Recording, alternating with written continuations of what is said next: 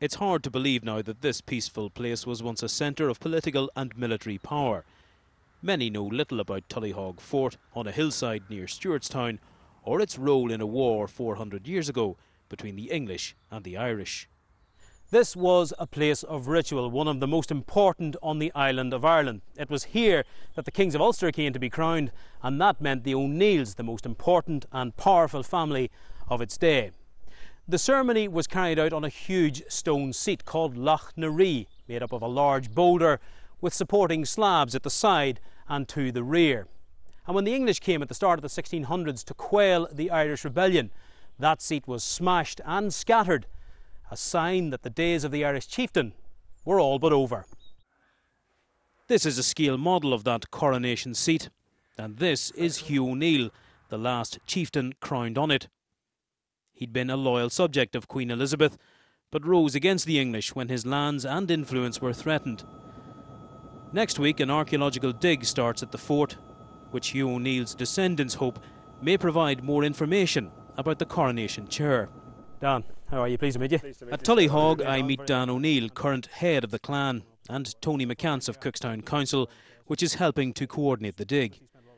The archaeology is being done in advance of work to improve Tullyhogue and bring its history to a wider audience. We are the guardians of the old Celtic ways. People, when they come up here to be inaugurated, it was actually a marriage between the chief and the land. So we're very conscious that of our environment and to keep this history and Gaelic culture going in this area. Around $500,000 is to be spent here by the Department of the Environment. The important things to do at the site are to develop the car parking space, because there's very little car parking space at the site. To develop a new entrance to the site, because where the entrance is at the moment is a bad stretch of the road. At nearby Desert Crate Church, there's another link to the coronation chair. Lots and lots happening, especially now in September when everything starts up again for the new term. Legend says a one-time rector, Richard Dobbs, found its scattered remains, had a piece of it cut, dated and stamped with his initials.